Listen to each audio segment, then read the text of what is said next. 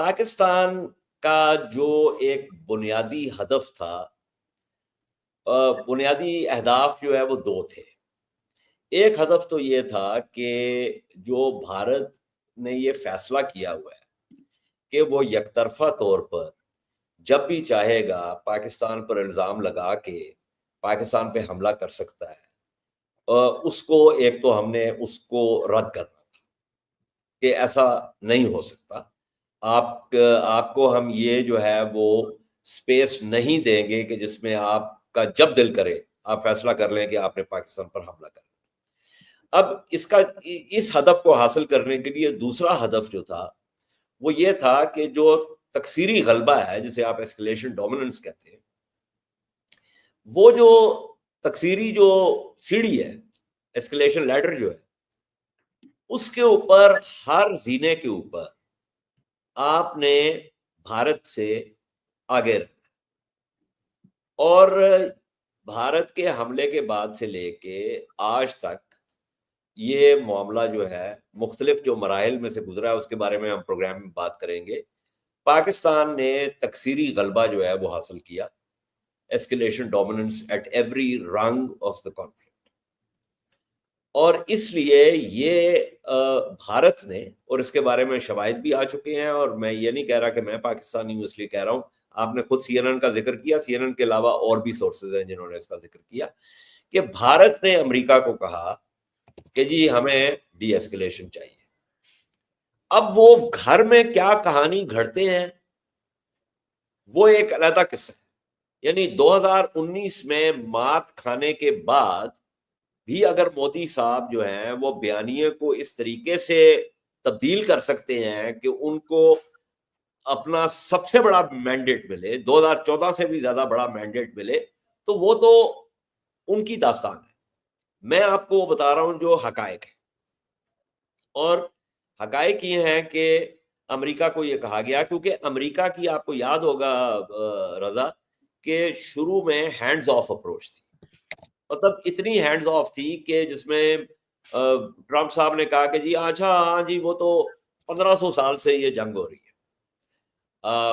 تو خیر اس دورانیے کو قطع نظر 1500 سال کے، the fact is that اب ہوا یہ کہ جب بھارت نے حملہ کیا اس کے بعد بھارت کا نقصان ہوا اس حملے کے دوران، اس کے بعد بھارت نے ڈرونز بھیجے، پھر ہم نے اس کے اوپر ڈرونز بھیجے، اور اس کے بعد ہم نے یہ فیصلہ کیا کہ ہم نے جوابی کارروائی کرنی ہے جو کل رات کو ہم نے کی، اس کے بارے میں بھی بات کریں گے. اس سے بھارت کو اندازہ ہو گیا کہ جو تکثیری جو سیڑھی ہے اس کے اوپر ہم پاکستان کو مات نہیں دے سکتے. تو انہوں نے کہا کہ جی یہ معاملہ. تو اس کے بعد پھر روبیو صاحب کی ہاں اس میں ایک اور اہم چیز ہے رضا، اور وہ یہ ہے کہ ہم نے ایک اسٹریٹجک سگنلنگ کی کہ we are going to convene the national command authority meeting. جی اچھا، اب اس کا مطلب یہ نہیں تھا کہ ہم جو روایتی سطح کے اوپر جو ان کے ساتھ لڑائی کر رہے تھے اس کے ہم قابل نہیں ہیں، اس کے ہم بالکل قابل تھے. لیکن این سی اے کی میٹنگ کی اسٹریٹجک سگنلنگ ہم نے اس لیے کی تاکہ بھارت کو بھی اور دنیا کو بھی پتہ چل جائے کہ یہ جو اس وقت جو تکثیری سیڑھی کے زینے ہم عبور کر رہے ہیں یہ کس قسم کے ماحول میں ہم کر رہے ہیں، انوائرمنٹ کیا ہے اس کی. اور انوائرمنٹ یہ ہے کہ اس سیڑھی کا جو سب سے اوپر والا زینہ ہے اس میں ہے جوہری ہتھیار. So we were signalling to the world that see this escalation can get out of control. اور اس کے بعد روبیو کی کال آئی اور پھر وہاں سے معاملات آگے طے ہوئے. اس کے اندر امریکہ کا بھی ہاتھ ہے، اس کے اندر ترکیہ کا بھی ہاتھ ہے، اس کے اندر سعودی عرب کا بھی ہاتھ ہے. But at no point did we ask for de-escalation. That's the real thing. جی بالکل.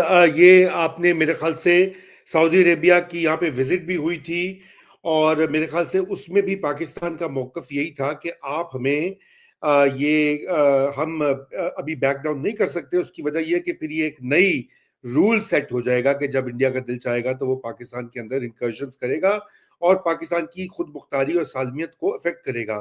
ڈاکٹر یعقوب بنگش آپ کا بھی کوئک کامنٹ لیتے ہیں سیز فائر کے اوپر، اور پھر کچھ کل کا جو ملٹری آپریشن تھا میں چاہتا ہوں اجاز حیدر سے ذرا اس کے اوپر بھی بات کی جائے. اس کی جو ڈیٹیلز ہیں. تو انمیوٹ کر لیجئے یعقوب اپنے آپ کو ذرا اور ہمیں یہ بتائیے کہ ہاؤ ڈو یو ریئیکٹ. یہ چلے گا سیز فائر؟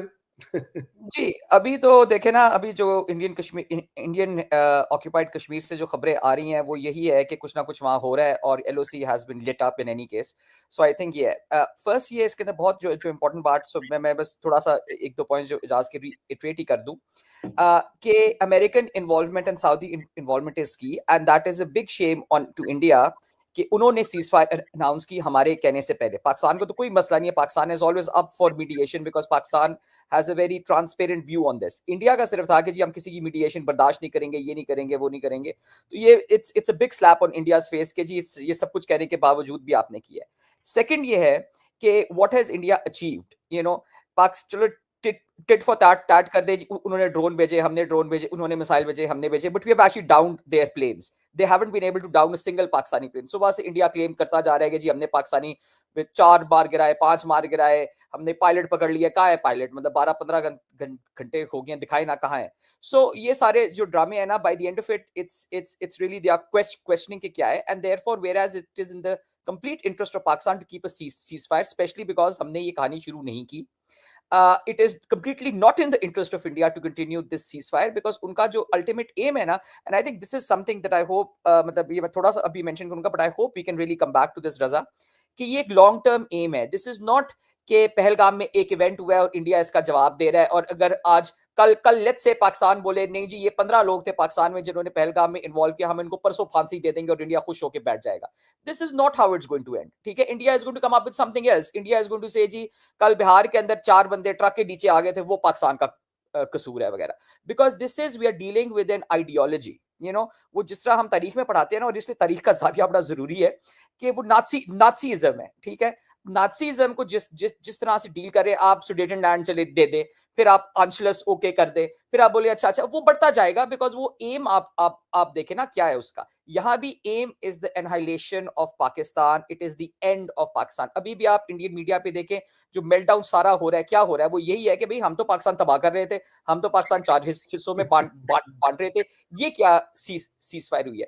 تو یہ ایک آئیڈیالوجی ہے, اور یہ آئیڈیالوجی تقریباً اب 100 سال پرانی ہے, یہ کل پیدا نہیں, اور اس کو پچھلے 10 سال میں دودھ پلایا گیا ہے, بار بار پلایا گیا ہے کہ جی نہیں یہ ہم اچیو کریں گے. So this is a very grand framework, and I think one of the very important things is کہ پاکستان نیڈس ٹو انڈرسٹینڈ کہ these are not just kinetic actions for the moment. This is a long term thing. We have to go into the long haul and we have to counter it in a very long haul manner.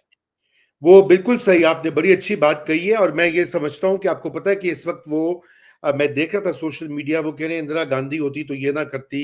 1971 کا ایک historical reference بار بار ان کے, حالانکہ I'm surprised کہ چلیے عام جنتا کو تو سمجھ آتی ہے, لیکن جو پڑھے لکھے لوگ ہیں وہ بھی, ان کو یہ پتا نہیں ہے کہ اس وقت 71 میں کیا حالات تھے, آج کیا حالات ہیں, کہاں کھڑے ہوئے ہیں. تو بہرحال چلیے یہ کبھی لمبی بحث ہم اس کے اوپر یہ کریں گے.